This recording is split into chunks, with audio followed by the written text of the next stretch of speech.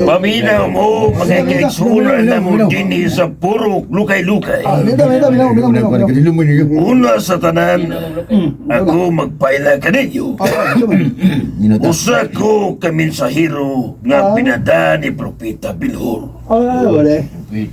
Tigali, ang uban na sayod na kung kinsa si Propeta Bilhor.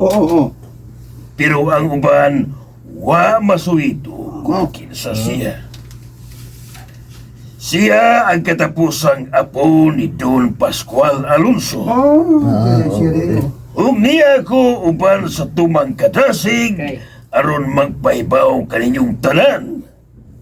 Nga ang bay nga karaan ni Don Pascual Alonso, gilungkab ang mga antik nga kaptangan o gipangawat ang mga minilyon nga kwarta. Lungkap niya. Ay, kisabay na yung nagkawat. Mao gani ami karon sa akong mga kauban.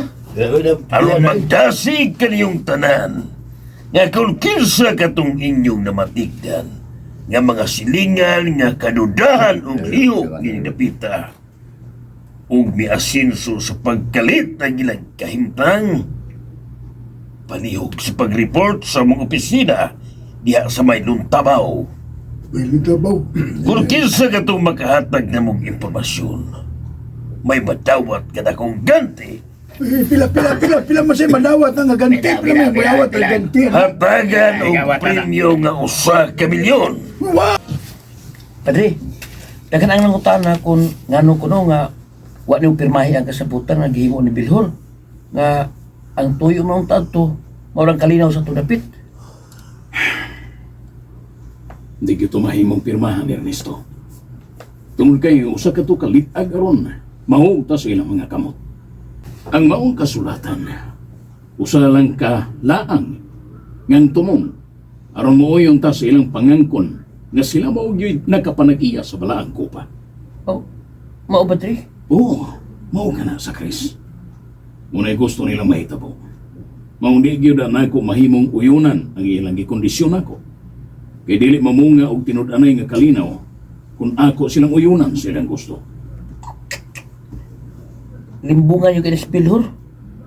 Ang wa masayod sa tinud-anay nga tuyo ni Bilhor, matintal gyud sa iya kunuhayng gusto nga kalinaw.